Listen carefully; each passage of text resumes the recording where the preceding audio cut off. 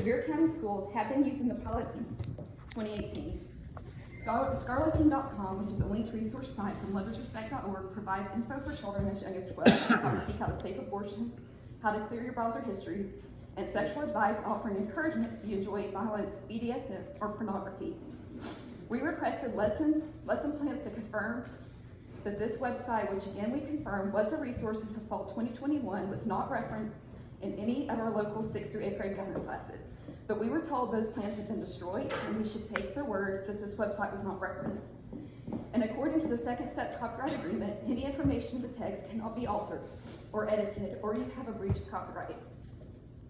This cannot be blocked according to the copyright, which means there's no way to guarantee this content will not accidentally be taught. I would like to ask you all, how many hours have you spent personally reviewing this curriculum before approving it? And the supplemental curriculum, before you approve the digitized purchase for 6th through 8th grade, are you aware that a large portion of this curriculum that was approved for SEL has been flagged as unusable because of inappropriate references to controversial topics such as sexual identity and racial equity, including references to Black Lives Matter? How many hours have you personally spent reviewing the books in the Epic Library Act? And who are the gatekeepers for our curriculum? And why do they seem to be asleep at the gate? Who is responsible for monitoring the digitized updates of Second Step SEL and Epic Library? We hope that providing this information, it will encourage other parents and taxpayers to look at this curriculum in person. Thank you.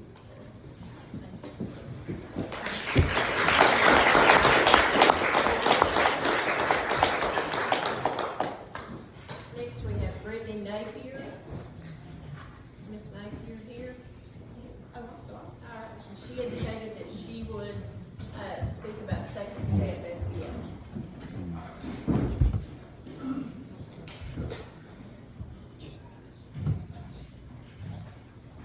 Just to be clear, everybody, I'm not going to start the timer until people actually start speaking.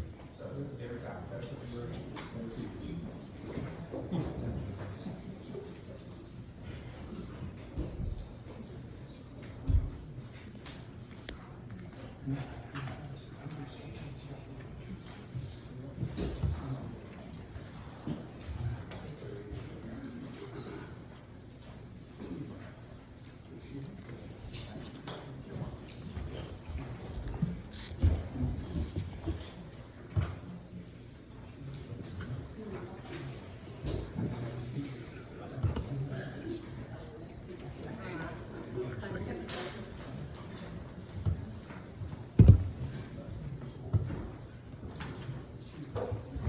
Hello everyone, my name is Brittany Napier. I am a Christian, a wife, and a mother of 3 school-aged children, and we are here today to speak on the behalf of the innocence of our children by speaking the absolute truth. This is not from hearsay, opinions, or hate, but from actual facts, our own personal research and viewings of this divisive company called Casel, which stands for Collaborative for Academic, Social, and Emotional Learning, and the Second Steps SEL Social Emotional Learning supplemental resource that we have actually seen for ourselves. What is Casel? Well, according to Robert J. Yaggers, the Vice President of Research for Casel, he goes on to say on pages 12 through 13 of the American Educator Journal, in the Transformative Social and Emotional Learning article, that Casel has been long known to many educators as a leading research center and advocate for SEL. In this article, Yaggers goes on to say that Casel has revised their definition of SEL with placing a greater emphasis on affirming the strengths, experiences, and identities of all students, most especially those who have been marginalized and minoritized by our society. Casel makes their focus on 5 very specific concerns with SEL, which are identity, agency, belonging, collaborative problem solving, and curiosity. I encourage you each to look at identity and curiosity in the article I gave you, as those are the most concerning.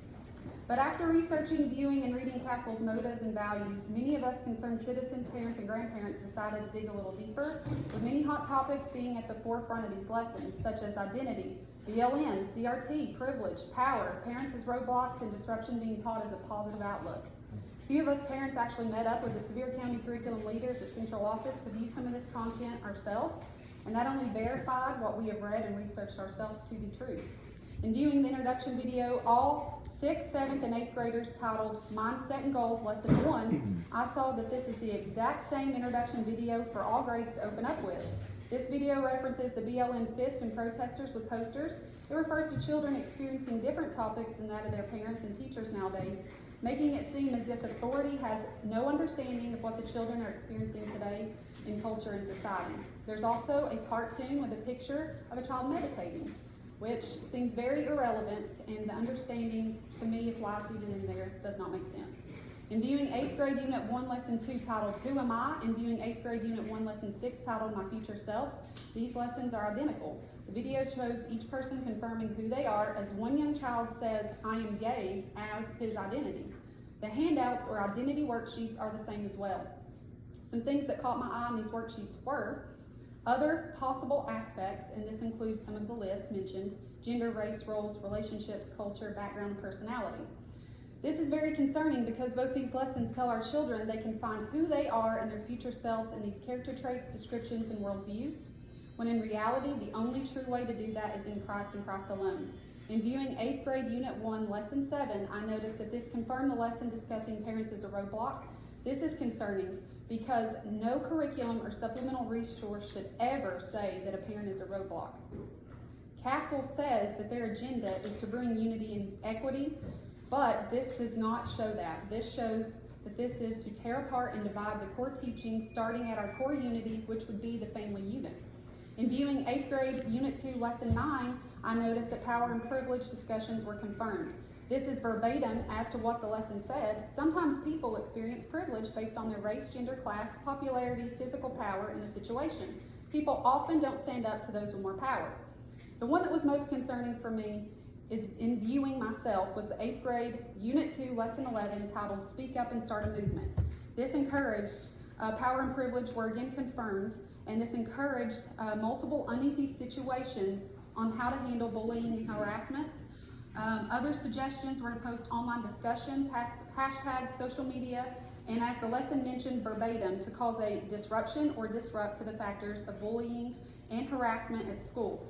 In continuing to view these lessons, I saw in 8th grade Unit 2 Lesson 13, another reference to BLM was mentioned with fists raised in the air as cartoon hands. The word disruption was referred to as if this word is a positive way to handle situations, but disruption by definition means disturbance or problems which interrupt an event, activity, or process. Since when does causing more of a disruption solve bullying and harassment? I would assume that most parents and teachers would want to be made aware of this in private so that it can be handled correctly with adult supervision. Since when do we allow our children and future generations to just handle these types of situations by themselves and stir up calamity amongst others? However, this is exactly what these lessons of Casel and Second Steps assure us. Is that my 5 minutes? Okay, can I wrap that up real quick? We are called to educate, protect, and stand up for our children at all costs. And I assume that's why you're in the position that you're in, as a lot of us are here today as parents and grandparents. And so I have to ask you all, with what I've given you, is this being our responsibility, accountability, and calling as parents and as higher authorities, if this is the best curriculum and supplemental resource for our kids? Because this is not guidance and this is not education, it's indoctrination. Now I ask you, what are you going to do about it? Words mean nothing without action to follow. Even the Bible says so. It says, but whoever looks intently in the perfect law of the Bible that gives freedom and continues in it, not forgetting what they've heard, but doing it, they will be blessed in what they are doing. So I ask you today, with the rise in mental health issues among young adults, among youth and adults, do you think we are guiding our children to the best of our abilities? For the Bible states in Mark, what good is it for someone to gain the whole world, yet forfeit their soul? Or what can anyone give in exchange for their soul? Have we not done an injustice to the future generations by filling their minds of our youth with the things of this world, and yet leaving the one that made them completely out? I stand here before you today, and I plead with you to reconsider SEL and ask that you find something better suited for our children. They deserve the best, and this is not it. I appreciate your time, and thank you.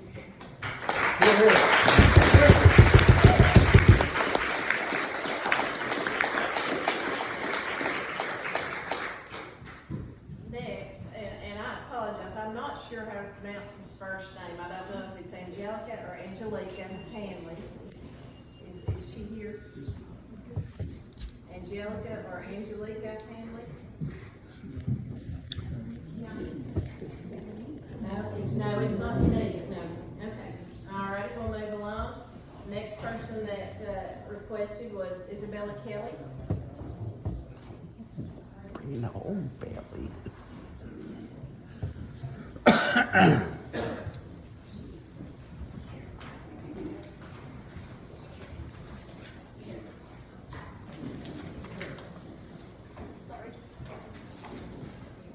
This is not directed to Ms. Kelly.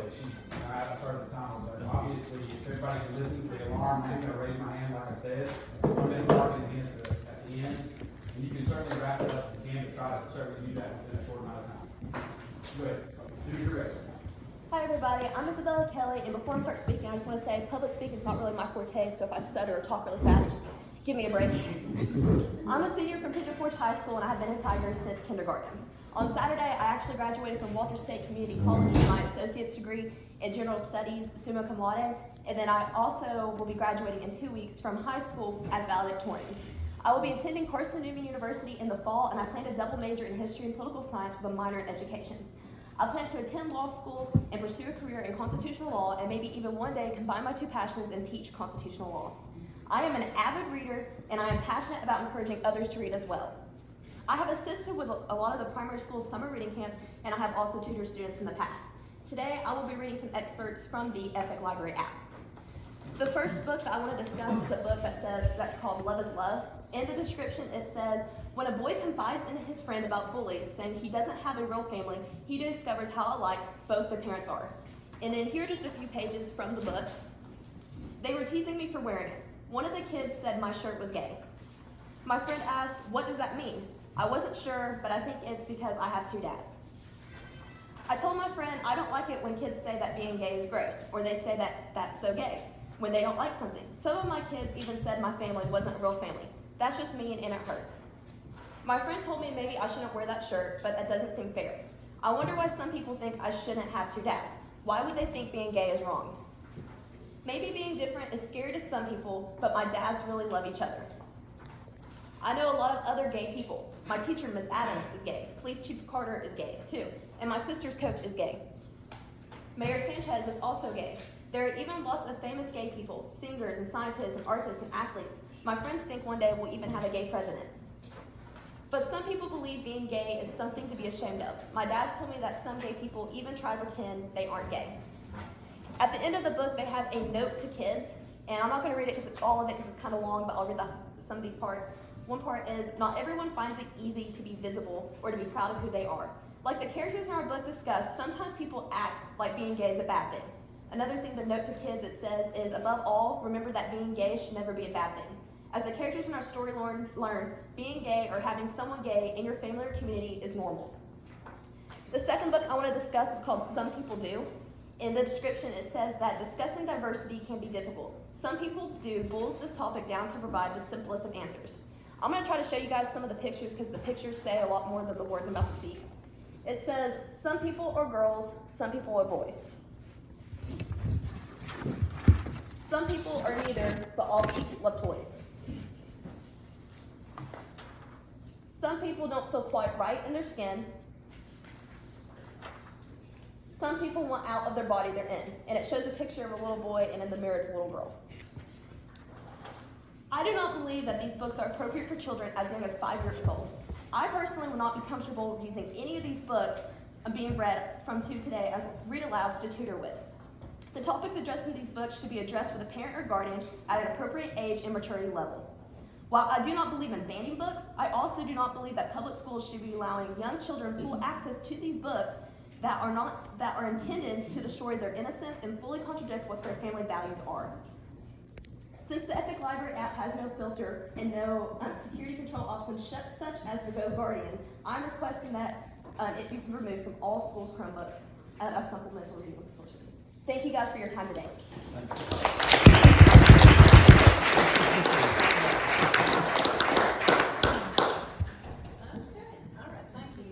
Next, we have Sean Kelly, who is indicated that he would speak on teacher concerns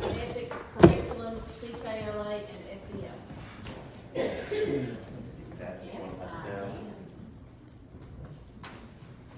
Stapled to that packet is for you guys to know that there is some more reading. I won't have time to cover those, but I at least wanted to provide a copy for you guys. Just some of our other research. So my name is Sean Kelly. I'm the father of 2 Pigeon Forge High School students. I moved to this community in 1989 when I was in the 4th grade, and I graduated in the Sevier County Public School System. I have a bachelor's degree in speech and communication studies from the University of Tennessee. I'm here today to present a teacher request to this board and to discuss concerns I have that many other parents regarding inappropriate supplemental curriculum currently available to our children and approved by this board before me. First, I will have to say that several teachers have reached out to us to make this request. So we're requesting that the board to consider giving the option for our teachers to choose to get paid over a 12-month period instead of the current 10-month pay period. We'd like to see this on next month's agenda and hear the actual discussion regarding the pros and cons regarding this request. So I'm also here today as a concerned parent and citizen. I'm deeply disturbed by the content in the CKLA and SEL curriculums and by the accessibility to inappropriate books available to children as young as 5 via the Epic Library app. I will share a story from Corrie ten Boom's autobiography, as I believe it best describes how we as parents have a desire and responsibility to protect our children and their minds. So Boom writes, "Oftentimes I would use the trip home to bring up things that were troubling me, since anything I asked at home was promptly answered by the aunts. Once, I must have been 10 or 11, I asked Father about a poem we had read at school the winter before. One line had described, quote, a young man whose face was not shadowed by sex sin. I had been far too shy to ask the teacher what it meant, and Mama had blushed scarlet when I consulted her. In those days, just after the turn of the century, sex was never discussed, even at home. So the line had stuck in my head. Sex, I was pretty sure meant whether you were a boy or a girl, and sin made Aunt Jan's very angry. But what the two together meant, I could not imagine. And so, seated next to Father in the train compartment, I suddenly asked, Father, what is sex sin? He turned to look at me as he always did when answering a question, but to my surprise, he said nothing. At last, he stood up, lifted his traveling case from the rack over our heads, and set it on the floor. Will you carry it off the train, Corey? He said, and stood up and tugged at it. It was crammed with the watches and spare parts he had purchased that morning. It's too heavy, I said. Yes, he said, and it would be a pretty poor father who would ask his little daughter to carry such a load. It's the same way, Corey, with knowledge. Some knowledge is too heavy for children. When you are older and stronger, you can bear it. For now, you must trust me to carry it for you. And I was satisfied, more than satisfied, wonderfully at peace. There were answers to this and all my hard questions. For now, I was content to leave them in my Father's keeping. I think everyone in this room would agree our children's innocence is worth protecting. Our children's moral values are worth preserving. I, along with many other parents you will hear from today, are requesting the Epic Library app be removed as a resource from the Sevier County school system. I'm requesting that the parents that are aware of the Casel and Second Step SEL agenda and of the Casel standards have the option to opt their children out of guidance class. This is not how we want our children to be guided. I'm requesting that our teachers be heard when they tell the administration the CKLA content is age inappropriate, and that they can do this without the threat if they express a concern that there will be repercussions or curriculum coaches will be sent in to confirm they are teaching this with fidelity, whether they like it or not. Our teachers deserve more respect than that, and our parents deserve to be acknowledged with respect. Don't look at us concerned parents as obstacles, troublemakers, misinformed lunatics, or whatever name used toward those who may disagree. Instead, seek out what our concerns are. So to each member of the board, let me just ask you, how many of you have personally reached out to any of us to attempt to understand our concerns? Have any of you reached out to allow any of us to show you what we've researched and found out? Instead of being defensive toward our efforts, realize we can actually be a resource with you. After all, we both want what is best for our children. So with that as our common aim, let's work together to improve our schools.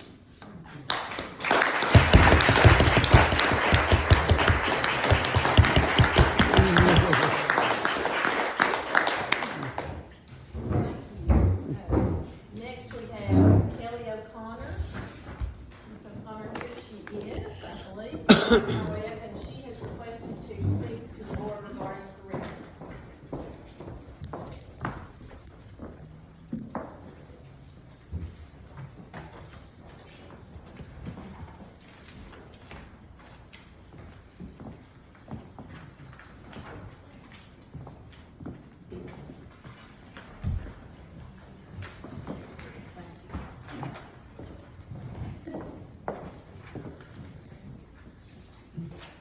I'm here today to discuss the curriculum the school board recently approved in March. In March, each of you agreed on approval of Second Steps by Committee for Children, which is funded in part by the Bill and Melinda Gates Foundation. And this is used in grades K through 8. Although never listed as curriculum on the county school's website, it's been used since 2013 in grades K through 5. Second Steps gets the standards and objectives for their curriculum from a company known as Casel that we've talked about. This company is also funded in part by the Bill and Melinda Gates Foundation, the Chan Zuckerberg Initiative, and a not very well-known group called the Fetzer Institute. In 1994, Casel had their first meeting to organize their group, and one of the group's key founders was a man named David Sloiter, who was then head of the Fetzer Institute. This group was founded on New Age spiritualism ideas of a man named John Fetzer. John grew up a Christian, but later in his life actively followed New Age occultist Alice Bailey. Alice participated in New Age practices such as occult meditation, astrology, and telepathy. And as a side note, all of these practices are forbidden by God in the Bible in Deuteronomy 18:10. Alice heard voices from so-called ascended masters who gave her words for her 19 published books on occult practice. John Fetzer founded his institute on these practices. Daniel Goleman is also a co-founder of Casel.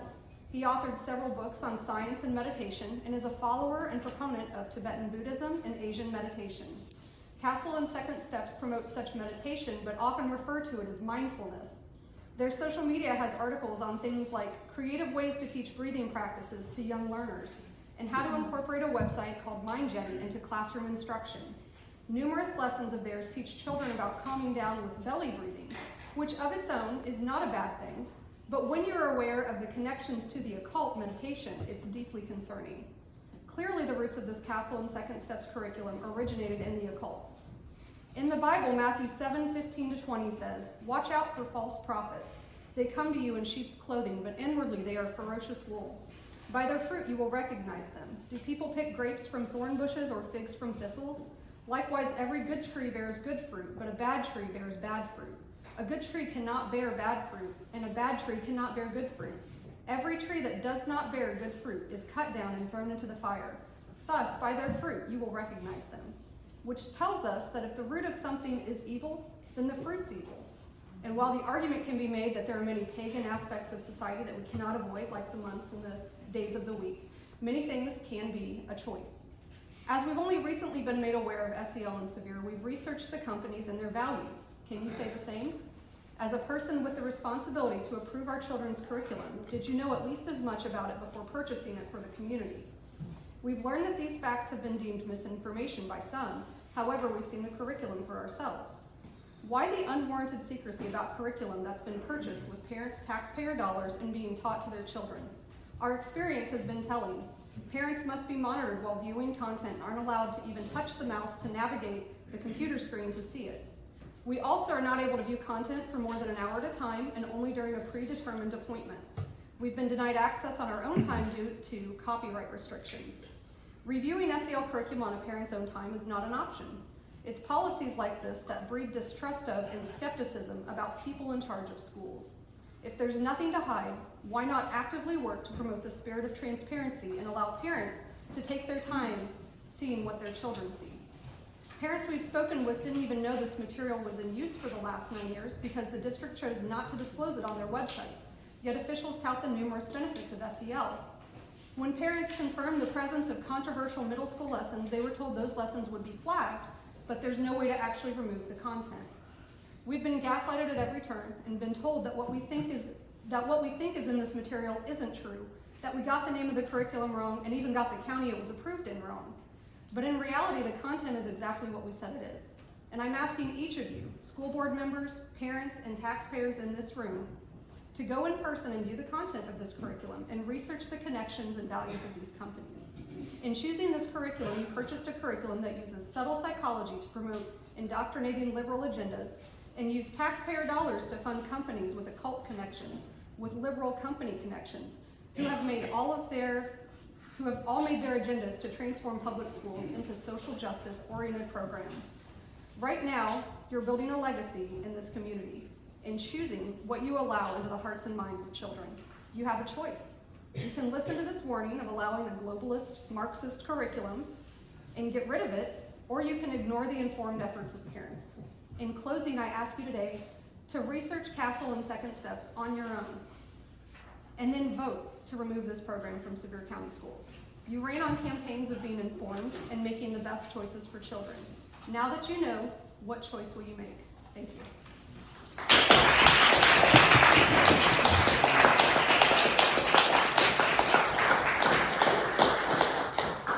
Thank you, Ms. O'Connor. Next, we have Kristen Edmondson.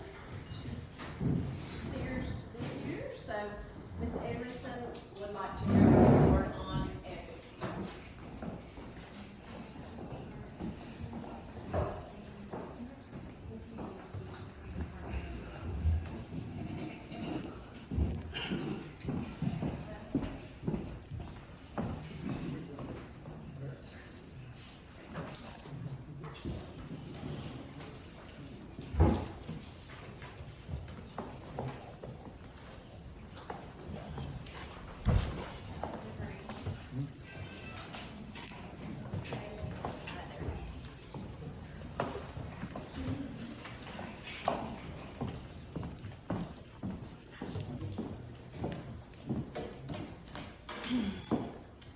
Hello, my name is Kristen Edmondson, and I'm a mother of 3 school-age children.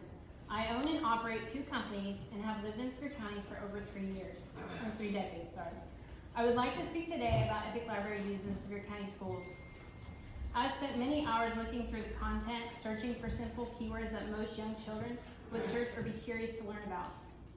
Based on our central office meeting, I expected the content to be organized by age, and the graphic energy would be a minimum given the fact that parents cannot opt out, opt in, or apply a filter to their children's searches. What I found instead was appalling. Some of the imagery I saw was so graphic that I wouldn't have even let a 13-year-old view it, let alone a small 6 or 7-year-old. Every parent I showed these books to was just as offended as I was.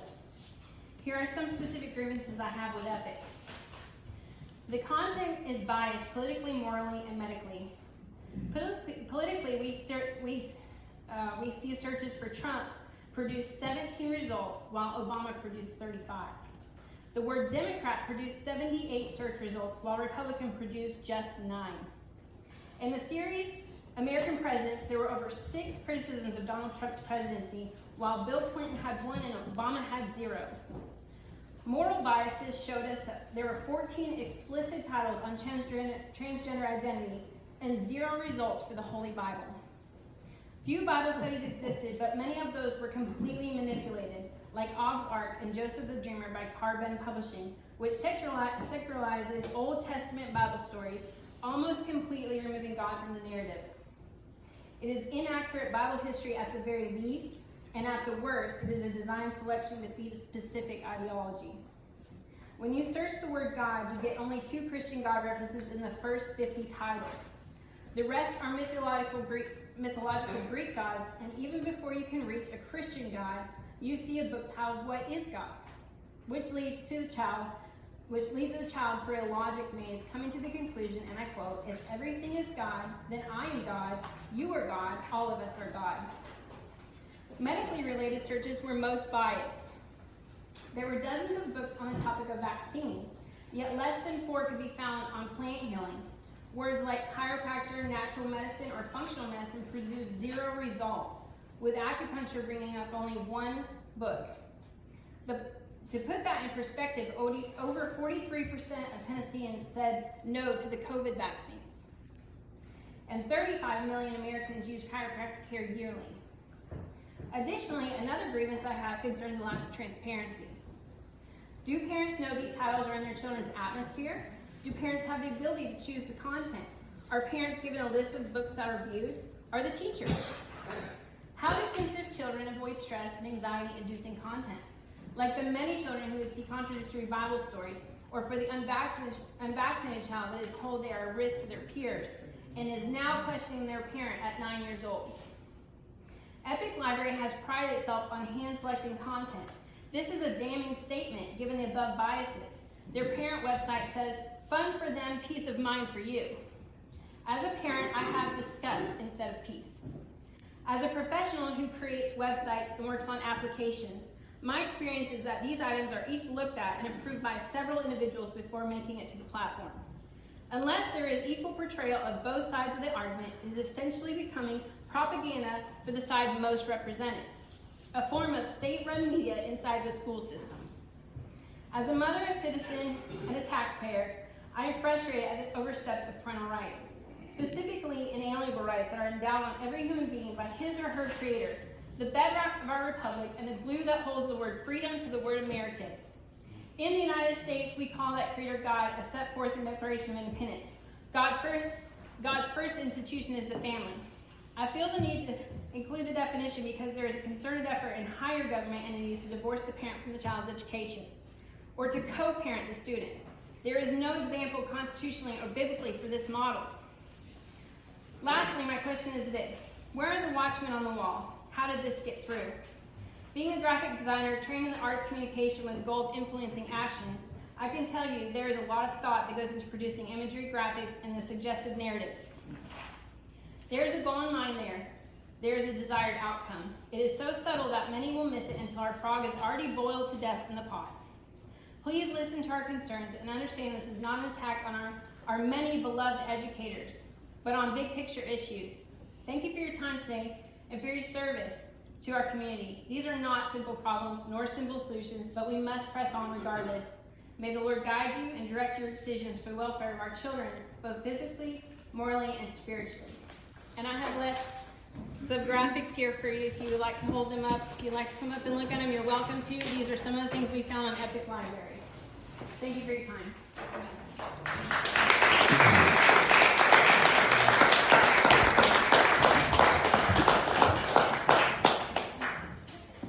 Next we have Blair Fordham. And let me hear Katie Moore. Thank you. And so moving along, we have Unique Elliott, and I apologize, is that correct? Okay, yes. And she indicated that she would just like to speak on something briefly.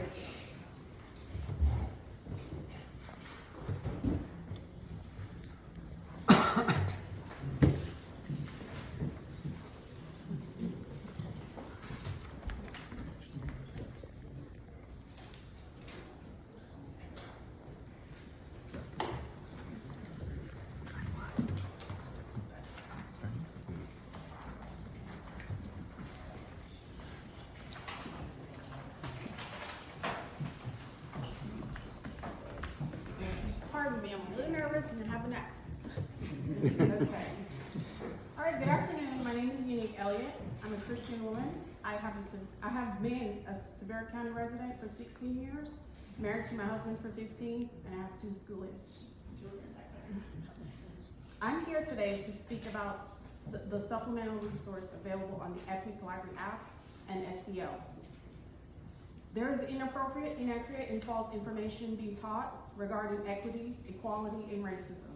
I've confirmed this by accessing and reading some of the books available in the Epic Library app. The creators and advocates for SEL claim that this resource is aimed at helping children emotionally to succeed. This will not be achieved by putting other groups down. It will only cause more division and hate. Equality means the quality or state of being equal. Equity, the state of being fair and just. Regarding the books on Epic Library app that speaks about racism, equity, and equality, there is nothing wrong with teaching history factually as to help not to repeat mistakes of the past. The problem begins when it's being rewritten and taught to push a certain narrative and agenda. For example, white people have certain privileges because of their skin color that is not afforded to black people because of their skin color. I will now read an excerpt from an available book on the Epic Library titled, The History of Racism in America. Racism has a long, deeply rooted history in the United States. Southern states made new laws. The laws kept black people at a disadvantage. Johnson said poverty often drives people to commit petty crimes, often targeting black offenders. Many black people have less wealth than white people. In many cases, this is because of discrimination and racism. And this is another, part, but it's all jumbled together. Things did change for Bryant in October 2020. The Louisiana Committee on Parole voted unanimously for his release. This meant he would serve the rest of his sentence in the community. He could find a job, but he would still be supervised. The United States has a long history of treating black people differently than white people, and this is still a problem today. Black defendants often receive longer sentences than white defendants. Some people who commit minor offenses lose certain rights. Racism isn't limited to the criminal justice system. Separating people by race is known as segregation. At one time, this practice was common in the United States. Outright segregation is no longer legal. However, there are still systems that cause many black people to live and work separately from white people. This often leads to unfair treatment. Racism continues to be a problem in the United States. And herein lies the problem. Why is it only comparing whites against black? America's past and present is made up of every culture and ethnicity. Humans are homogenous and normally group themselves with others who understand them and have the same practices and beliefs. Now speaking on equity, here in America, we all have equality of opportunity, and it's up to each one to take that opportunity and make the best outcome. Rewarding those who choose not to take the opportunity, open to them, only cheats those who did what is necessary to get the outcome they want. Equity is regressive and takes away the incentives to make people do the work to better themselves. There are many factual studies and statistics on what causes inequality and inequity in minority/black communities, but those purposely aren't being addressed. The things that are harming communities of colors are, number one, fatherless homes, and I was a product of that. The education and the literacy rate. Father absence is the biggest issue facing black America. Children who grow up without a father are 5 times more likely to live in poverty, commit crimes, are 9 times more likely to drop out of school, and 20 times more likely to end up in prison. According to the Journal of Research on Adolescence, even after controlling for varying levels of income, children in father-absent homes are more likely to end up in jail. For children who never had a father in their home, they are most likely to wind up behind bars. Schools isn't a place to turn children into social justice activists. Schools are for teaching academics such as English, reading, writing, mathematics, etc. Some have different cultures and beliefs, and these are best left up to families to teach. This is not the place of teachers or school administrators to belittle or undermine a family's belief by often referring to parents as roadblocks. In all my 27 years of living in America, I have never experienced any racism or inequality that is being taught in this current climate, and there are many more people like myself who have experienced the same. With all that being brought to your attention, we're formally requesting that the Epic Library app be removed from all Chromebooks and that Second Step SEL will be removed as a guidance supplemental curriculum. Take the time to research Second Step SEL and view lessons for yourself and then decide if this is really an appropriate curriculum. Also, take the time to read the books on the Epic Library app that the parents here today are informing you are available to their children, and then take actions to protect our innocent children. I will leave you all with this. In scripture, we are cautioned of this. In the book of Matthew, chapter 18, verses 6, if anyone causes one of these little ones, those who believe in me, to stumble, it would be better for them to have a large millstone hung around their neck and be drowned in the depths of the sea. Amen. Thank you so much.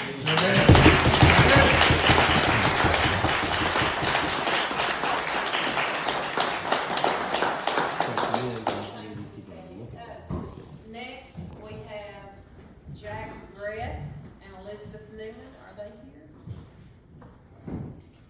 No. One more time, I just wanna make sure I'm saying the correct address. Elizabeth Newman. Okay. All right, well, Board, that concludes the, folks that had asked to speak, according to our board policy. Okay, thank you, Mr. Deputy, and also thank all of you folks who came out today. Thank you all who are interested in our school system, the ones who spoke about all the different subjects here. With that said, I'm going to recognize Tony Ogle, if you would please. He's overall our assistant director and is over student affairs, or student services, the school system. Mr. Chairman. Comments this time. Thank you, sir. Mr. Chairman, members of the board, Madam Director. Following a discussion I had earlier today with Dr. Stacia Lewis, it is my understanding that her office has received and resolved fewer than 10 concerns this year from staff members and parents regarding issues related to CKLA, the social emotional learning curriculum, and affiliated topics. In the majority of these instances, a simple clarification of the materials used in our curriculum or a discussion of procedural safeguards that we have in place has been enough to dispel their concerns, many of which are spawned by partial or incorrect information that they have seen on social media. Another 7 such concerns have been relayed to our office by principals after they received these complaints at the building level. Many of these are fueled by the same misconceptions, again, stemming from social media posts. In only a single instance, when the parent had a philosophical objection to a particular text, the principal in question was able to work with that parent to allow the parent and the child to opt out of the material while completing an alternative assignment, which has been a long-time policy here in Sevier County.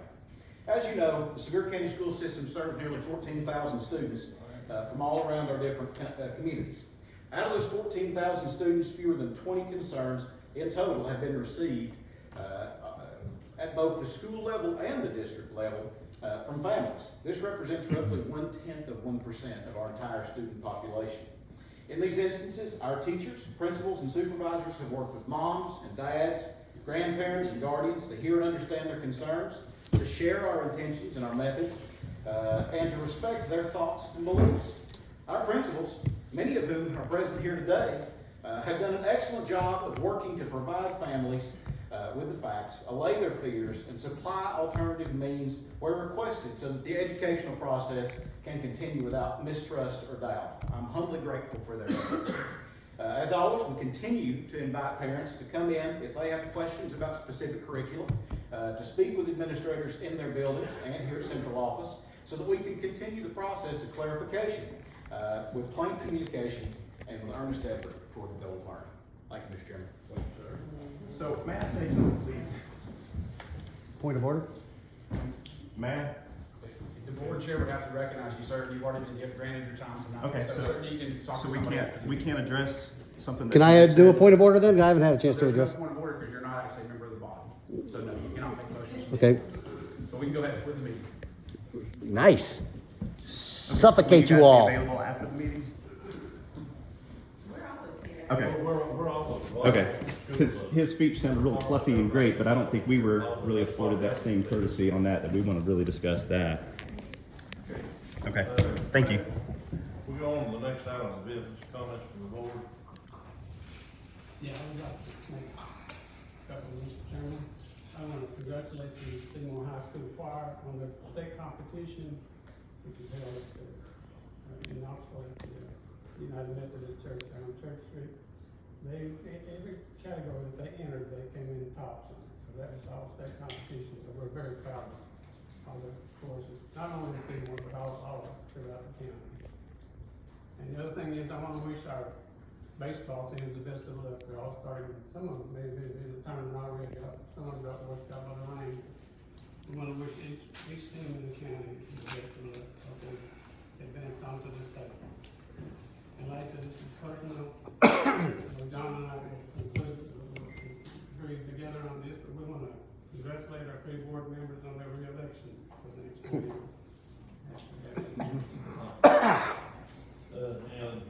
Any other member have anything?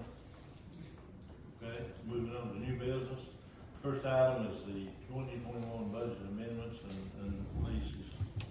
Rick, you got that? Yes, sir. As shared in the budget workshop earlier today, our anticipated revenue and reserves for next year's fiscal budget is $194,082,560.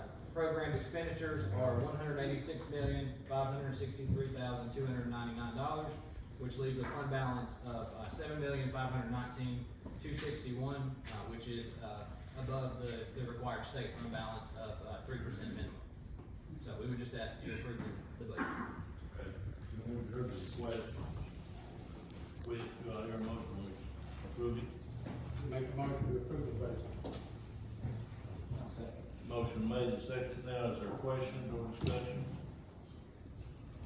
If not, all in favor of the motion indicate by raising your right hand. Those opposed, like sign, so carried. Consolidated funding application, who's going?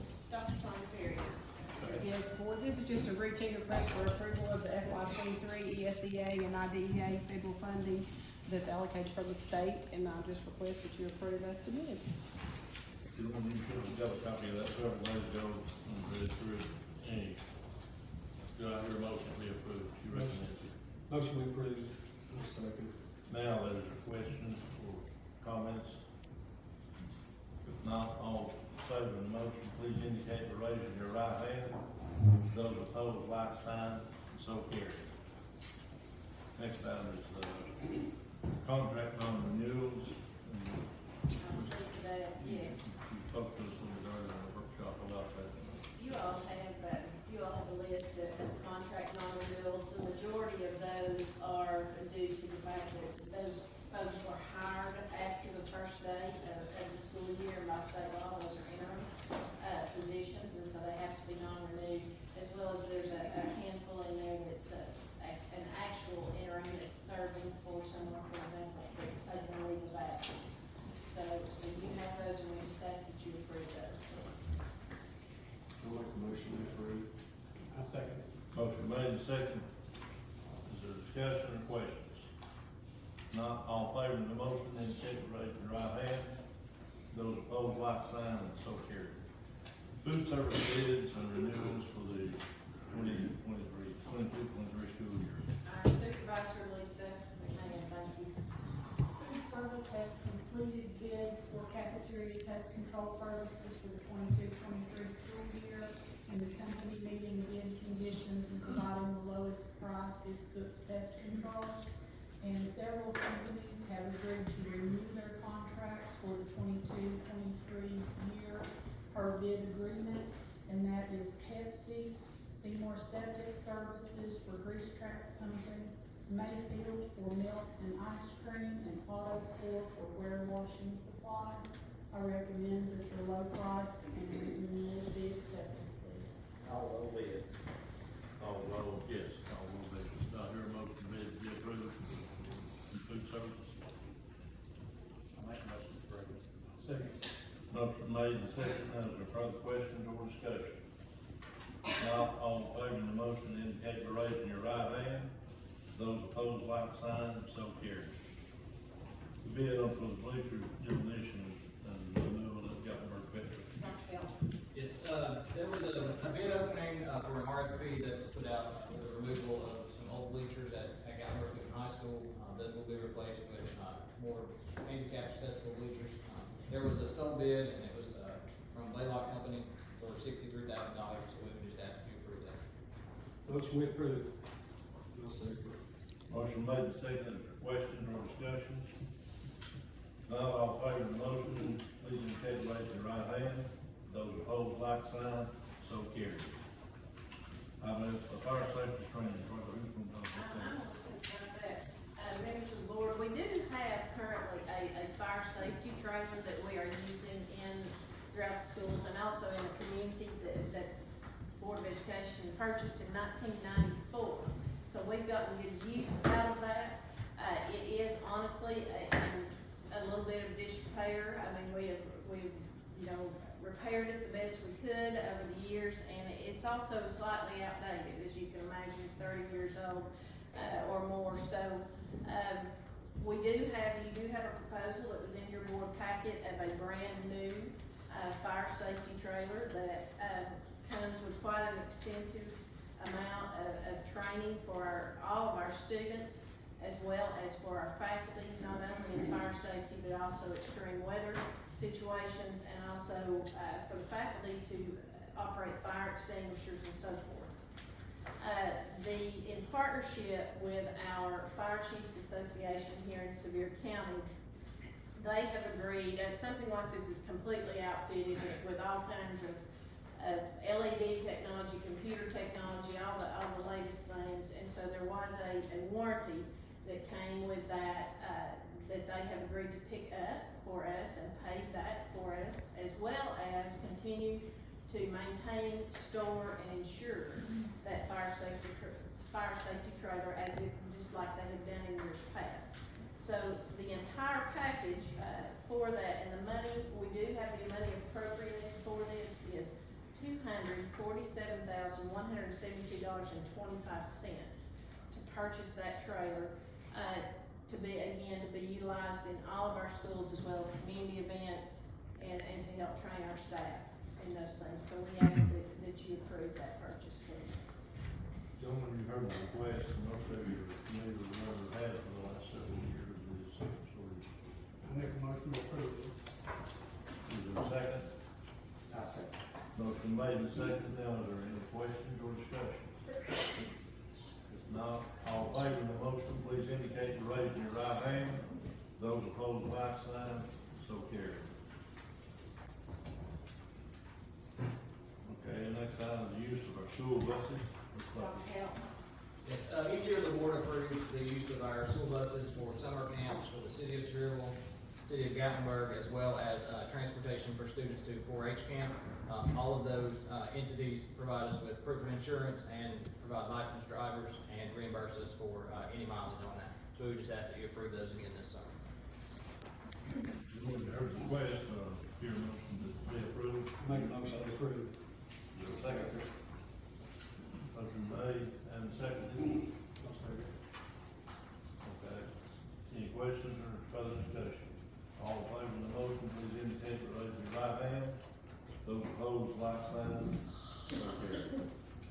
Next item is our field trips. Looks like we have several of those, some over that. We do have several. Most of those are end of the year culminating activities, as well as just competitions and conventions that our students have qualified for in various, but they're online with cost. Yes, all of the costs. Gentlemen, heard the request. Do I hear most of the field trips be granted? I make a motion to approve. Is there a second? I second. Now, is there a question or discussion? All in favor of the motion, please indicate, raise your right hand. Those opposed, like sign, so carried. And the use of our facilities. Mr. Chairman, this is primarily athletics, although the Tennessee Department of Education has asked to use one of our facilities for professional development training for our teachers. Do I hear a motion to approve the use of facilities? I'll make a motion. I second. Motion made and seconded. Now, is there questions or discussion? Not all in favor of the motion, please indicate by raising your right hand. Those opposed, like sign, so carried. Last item on the agenda would be our leaves, which would be like every one of those are medical, am I correct? We all meet right here, That is correct, Mr. Chairman. Do I hear a motion to grant the leaves? I make a motion. Is there a second? Second motion. Motion made and seconded. Now, is there questions or discussion? Not all in favor of the motion, please indicate by raising your right hand. Those opposed, like sign, so ordered.